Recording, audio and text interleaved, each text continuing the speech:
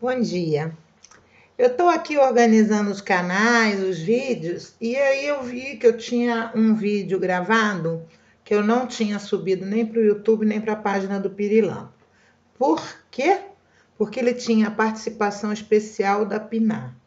Mas nada acontece por acaso, porque eu acabei não tendo tempo de editar o vídeo para tirar, e eu fiquei na dúvida se eu botava ele assim mesmo. E eu revendo o vídeo, o que eu falei naquele vídeo, eu vi que o que eu falei quase que não tinha nada a ver com o ponto mesmo em si. Então eu vou fazer hoje uma nova releitura e falar sobre este ponto. O ponto é do livro Segue-me, chama-se Esta Noite, e é sobre a seguinte passagem do Evangelho. Mas Deus lhes disse: louco, esta noite te pedirão a tua alma. E o que tens preparado? Para quem será? Jesus disse isso, está em Lucas, capítulo 12, versículo 20. Qual a história dessa passagem? É uma parábola que Jesus fala de uma pessoa que tinha feito uma colheita farta. E ela disse: nossa, meus celeiros não vão dar para isso. E mandou derrubar todos os celeiros, construir novos celeiros bem grandes, para amontoar aquilo tudo. Depois que colheu tudo e amontoou nos celeiros, ela estava agradecendo a Deus, né? Ah, que bom, vou ter comida, vou ter bens, tudo para me garantir por um ano. E aí Deus lhe diz: louco, a morte vai te pegar hoje. O que adianta tu ter isso aí tudo acumulado? Tá? Então, esse é o contexto onde se dá essa passagem que nós vamos estudar hoje, tá? Não basta ajuntar valores materiais para a garantia da felicidade.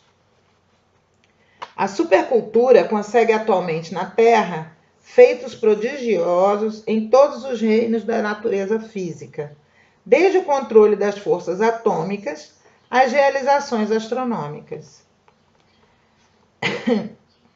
No entanto, entre os povos mais adiantados do planeta, avançam duas calamidades morais do materialismo, corrompendo-lhes as forças: o suicídio e a loucura, ou mais propriamente, a angústia e a obsessão. É que o homem não se aprovisiona de reservas espirituais à custa de máquinas. Para suportar os atritos necessários à evolução e aos conflitos resultantes da luta regenerativa, precisa alimentar-se com recursos da alma e apoiar-se neles. Nesse sentido, vale recordar o sensato comentário de Allan Kardec no item 14 do capítulo 5 do Evangelho segundo o Espiritismo, sob a epígrafe O Suicídio e a Loucura. Então, ele vai citar agora esse pedaço do Evangelho. Então, abre aspas. Acalmem a resignação, auridas da maneira de considerar a vida terrestre e da confiança no futuro, dão ao espírito uma serenidade que é o melhor preservativo contra a loucura e o suicídio. Com efeito, é certo que a maioria dos casos de loucura se deve à comoção produzida pelas vicissitudes que o homem não tem a coragem de suportar. Ora, se encarando as coisas deste mundo da maneira por que o Espiritismo faz que ele as considere, o homem recebe com indiferença, mesmo com alegria, os reveses e as decepções que o houvera desesperado noutras circunstâncias. Evidente se torna que essa força, que o coloca acima dos acontecimentos, lhe preserva de abalos a razão, os quais, se não fora isso, a conturbariam. Fecha aspas. Espíritas amigos, atendamos à caridade que suprime a penúria do corpo, mas não menosprezemos o socorro às necessidades da alma. Divulguemos a luz da doutrina espírita e auxiliemos o próximo a discernir e a pensar. Muito embora eu tenha dito só que foi que eu não editei tudo, hoje eu vejo que eu precisava de um para entender esse ponto que abriu nesse dia que eu não publiquei o vídeo. Eu só hoje que eu fui descobrir, já tem umas 3 semanas, eu acho, 2, que eu li esse ponto, fiz a interpretação aqui com a minha amiga no dia do Evangelho, mas não botei o vídeo no YouTube nem no Pirilampo. E agora eu estou me dando conta do porquê. Porque se eu tivesse no período em que eu usei a tal água de Chico Xavier, né, que eu calei sobre coisas que eu não deveria ter calado,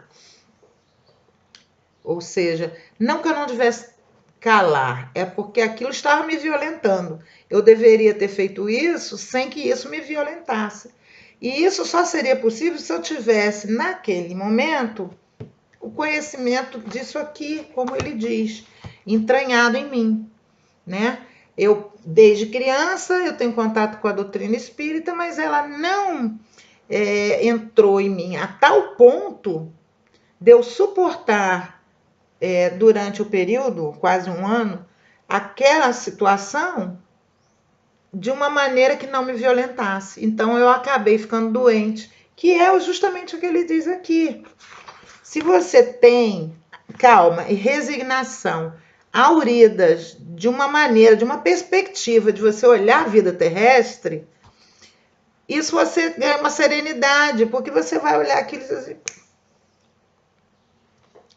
tudo é transitório. Mas naquele momento eu não tinha essa percepção, não. Entendeu? Então o que aconteceu comigo foi exatamente isso aqui que ele fala. Uma comoção produzida pelas vicissitudes que o homem não tem coragem de suportar. Na verdade, eu não tinha coragem, mas eu enfrentei. E no que eu suportei, eu acabei ficando doente. Entendeu? Foi uma agressão que eu sofri. Por mim e por toda uma circunstância que eu passei. E que degenerou na síndrome de burnout, que, no contexto desse ponto, ela está dentro da caixa loucura, né? A loucura é uma caixa enorme dentro da qual cabe síndrome de burnout, síndrome de pânico, esquizofrenia, neuroses de todas as espécies, os toques, transtornos obsessivos compulsivos, né?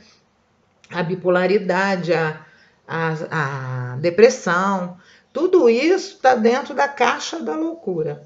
Porque nesse momento aqui, a loucura significa a ausência de um controle mental voluntário.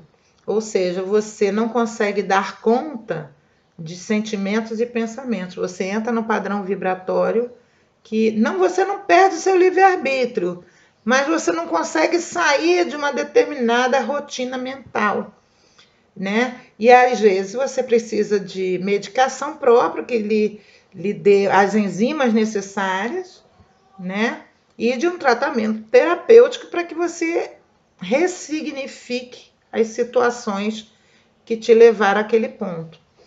Então, esse ponto aqui, ele é muito importante, porque ele diz o seguinte: se você atende à caridade que suprime a penúria do corpo, mas não esquece, não despreza aquele socorro do espírito, você se previne. Então, ele começa assim: não basta juntar valores materiais. Então, tem gente que tem poupança, tem aplicação financeira, tem um colega passando fome, oh, que pena, vou te ajudar e tudo, mas incapaz de mexer numa aplicação para pagar um supermercado para aquela pessoa. E aí você morre, como fica a sua consciência ao saber? Nossa, meu amigo estava nessa situação, eu tinha um dinheiro guardado e não ajudei ele. Agora eu vim para cá e meu dinheiro ficou lá. E ele continua na situação em que ele está. Olha que oportunidade que eu perdi de ajudar uma pessoa porque eu fiquei pensando em guardar para o futuro. Não é? Então, esse raciocínio choca, né? Imagine você dizer para uma pessoa da sua família que você vai tirar o dinheiro da sua aplicação para ajudar uma pessoa, né? E sabendo que essa pessoa não vai ter como te devolver. Você faria? É isso que ele chama, seu louco. Se a morte te pegar hoje, como é que você vai ser? Como que você vai encarar sua consciência, né? Então, não basta você ter só o alimento do corpo. Você tem que pensar neste alimento espiritual, em fazer a caridade, não só com o outro, mas com você. No momento em que você para e pensa nisso, meu Deus do céu, quanto que eu ia ficar com a minha consciência me acusando se eu não tomasse essa atitude de ajudar? Esse é um diálogo que todos nós temos que ter internamente entre nós. Porque Deus nos dá por empréstimo todos os bens da terra. Nada é nosso. E esse empréstimo que ele nos dá é para que a gente distribua. Aí agora eu vou até, depois eu boto um card aqui, falando o André Luiz, ele explica no estudo da prece, eu vou botar o card do vídeo em que fala isso, em que a Ismália, ela faz uma prece, está todo mundo ali, começa a jorrar flocos de luz, e a Ismália é a que mais recebe. E, ao mesmo tempo, é ela que mais jorra, né? Por quê? Porque a quem mais é dado, mais vai ser distribuído. Ela não ficava, ela não retinha as bênçãos do céu para ela. Ela distribuía. E quanto mais ela distribuía, mais vinha. Só que isso não significa dar dízimo não, hein, gente? Olha lá, peraí. Você quer fazer o dízimo? Eu já falei também num outro vídeo que eu vou botar aqui, que diz o seguinte: você pega o teu dinheirinho e vai lá e faz a caridade. Não é para dar para pastor, não. Vai lá e faz a caridade você mesma. Compra uma roupa, compra um remédio, compra o que é que a pessoa está precisando. Pega ela pela mão, leva ela no médico, paga a consulta. O que você vai fazer, eu não sei. Mas faça diretamente. Não dá para terceiros ficarem usufruindo do seu suor e menosprezando, entendeu? Você vai ajudar duplamente a sua consciência, sabendo. Quando você dá o seu dízimo, você ajuda só a sua consciência, dizendo: eu fiz a minha parte, quem recebeu, faça a sua. Mas no momento em que você ajuda uma pessoa diretamente, sua consciência é duplamente agraciada, porque você não só vai dizer assim: eu fiz a minha parte, como eu estou vendo aqui o resultado. Eu estou ajudando a quem realmente precisa. Porque aquele pastor que está com carrão, que está viajando para o exterior, que está na política, ele não precisa ter o dízimo, não. Ele não precisa. Então, voltando ao assunto, que eu não quero fugir dele, não adianta a gente acumular bens terrenos, tá? Você pode ter um pequeno pé de meia, até porque é uma falta de fé. Se você tem fé de que nada te faltará, você faz um pezinho de meia para uma emergência, mas você não precisa acumular bens, né? Até ontem nós botamos um vídeo da herança, né? Que diz isso, não tem problema nenhum a herança. Porque Deus, quando quer, Ele tira o dinheiro e tira tudo de você, tira toda a matéria. Quantos casos a gente não vê isso? Experimenta um dia sentar do lado de uma pessoa sem teto, perguntar: o que te trouxe aqui nesse momento? E muitas vezes vocês vão ver que essa pessoa tinha casa, tinha família, tinha tudo. E muitas vezes há casos até de idosos que pessoas pegam o cartãozinho dela da pensão para tirar o dinheiro dela e botar lá na rua. Nós vimos essa semana um vídeo viralizou no Facebook de uma família em Santa Catarina largando uma idosa num abrigo do lado de fora, no frio, né? Largou, abandonou como abandonam também cães, né? E gatos e tantas coisas assim. Então, o que a gente precisa é isso, é patrimônio espiritual. A gente precisa amar mais, compreender mais, amar a gente, cuidar da gente, cuidar do outro, ter um olhar mais terno aos outros, à vida, e ter uma visão maior, mais ampla da espiritualidade, ou seja, que nós não estamos limitados a uma vida de 60, 70, 80 anos, e sim a uma vida eterna. E que em algum momento nós vamos ter que encarar a nossa consciência. Então, na hora que você fala mal de alguém, pensa assim: nossa, depois que eu morrer, eu vou dar de cara com essa pessoa e ela vai saber que eu falei dela. Você teria coragem de falar isso para ela? Com que cara você ficaria? Pense nessas coisas, porque a vida é isso. A vida verdadeira é isso. Do outro lado, a gente não tem corpo que esconda os nossos pensamentos, os nossos sentimentos. Ok? Então, ou a gente treina aqui para depurar isso, ou a gente vai passar por umas situações bem esquisitas. Só para constar, André Luiz passa por uma situação dessa em nosso lar. Ele encontra um senhor que ele morre de vergonha quando encontra um homem. Por quê? Esse senhor em vida devia um dinheiro ao pai dele. E ele infernizou o juízo do pai para o pai cobrar o dinheiro do cara com todos os juros e correção, não perdoar a dívida. E o pai fez isso. Eu sei que o cara foi a ruína, ele e a família dele. E ele encontra com um cara lá em nosso lar, né? Aquele que foi vítima dele. E ele não sabe onde se enfiar. E ele vai muito envergonhado pedir perdão pro rapaz. E o rapaz diz a ele: foi a melhor coisa que você podia ter feito para mim, porque no momento que você me colocou na miséria, eu e minha família, nós passamos a ter outra visão da vida, nós passamos a ter outros valores do que realmente vale a pena. Eu consegui dar às minhas filhas um freio que talvez com a riqueza eu não teria dado, né? Uma educação para elas, né? Que talvez com muito dinheiro e muita facilidade tivesse sido a perdição das minhas filhas. E no final ele agradece ao André Luiz por ter feito esse mal a ele, porque ele evoluiu pra caramba por isso. Mas a vergonha que o André Luiz sentiu ao encontrar com ele, eu pagaria para não sentir, gente. Pagaria. Então pensem nisso. Tudo que você for fazer em relação ao outro não ficará acobertado.